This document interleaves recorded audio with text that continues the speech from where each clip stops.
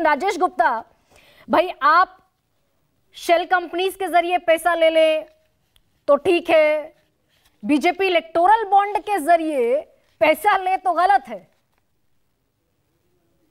देखिए गरिमा जी, आप ना काफी सारे पॉइंट्स को यहाँ पे मिस कर गई।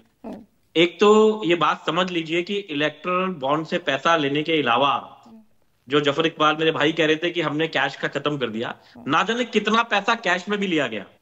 और जो पार्टी इलेक्टोरल बॉन्ड में इतने पैसे ले रही थी, कैश में कितना ले रही थी, उसका हिसाब किताब देना सबके लिए नामुमकिन है।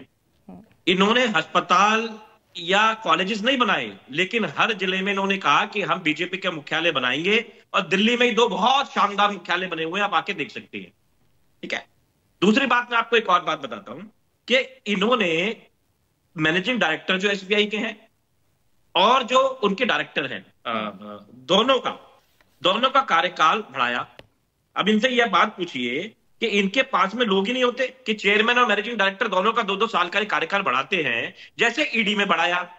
क्या लोग नहीं है देश के अंदर जो आए, बार बार एक्सटेंशन क्यों देनी पड़ती है उसमें भी? जैसे ईडी में आपने देखा कि आके खुद बोलना पड़ा कोर्ट को, सुप्रीम कोर्ट को बोलना पड़ा कि आप क्यों बार बार मिश्रा जी को एक्सटेंशन दे रहे हैं। तो आप देखिए कि यही इन्होंने एसबीआई में करा। एक मोडस ऑपरेंडी है कि अपने लोगों को ऐसी ऐसी जगह पे लगा दो और बाद में जवाब मत दो।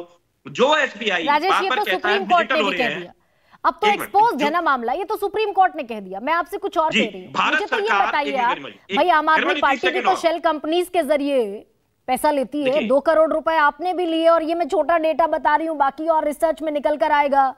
सीए की अरेस्टिंग हुई इसमें 2014 में, शेल कंपनीज के जरिए आप पैसा ले लें तो ठीक है। देखिए, ये इनके आरोप हैं, ये आरोप है, ये तो सुप्रीम कोर्ट ने तो नहीं कहा, इनको तो सुप्रीम कोर्ट ने बताया सब कुछ, ये तो आरोप है। और आरोप नहीं है सर, जो सरकार रजिस्ट्रार ऑफ कंपनीज ने शिकायत की। आप मुझे थोड़ा अगर बोलने का मौका दे 30 सेकंड। देखिए, आपके यहाँ पर तो ये होता है कि बोलने दिया जाता है, बाकियों पे तो वैसे ही तू मैं होती रहती है, तो आपके यहाँ थोड़ी शांति मिलती है हमको, थोड़ा सा मुझे लगता है कि आप थोड़ा मेरा थोड़ा साथ देंगी।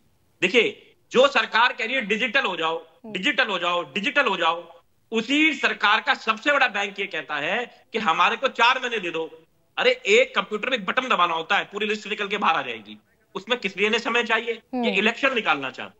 तो सवाल जो सरकार से होने चाहिए वो विपक्ष से, आपने सुप्रिया जी से पूछे, चलिए उन्होंने जवाब दे दिए। आप समाजवादी पार्टी से पूछिए, हम तो उसमें कहते हैं मतलब एक दाने भर भी नहीं है, लेकिन जिन्होंने इसका सबसे ज्यादा फायदा उठाया, नाजायज फायदा उठाया, और सबसे मेन बात बता रहा हूं, जो अभी सुप्रिया जी ने कहा, इन्होंने छापे मारे, ये पहले छापे मारते हैं ईडी और सीबीआई के जरिए, उन्हीं से पैसा ले लेते हैं। उसकी जांच कौन कराएगा? अब जांच पे सीबीआई इनकी, ईडी इनकी। तो देश को अभी समझना पड़ेगा कि इनके हाथों में जनता को दे देना है, देश को दे देना है, तो हर तरीके से देश को बिल्कुल बर्बाद करने। अब राजेश, मैं इस डिस्कशन को, इस डिबेट को थोड़ा और आगे बढ़ाते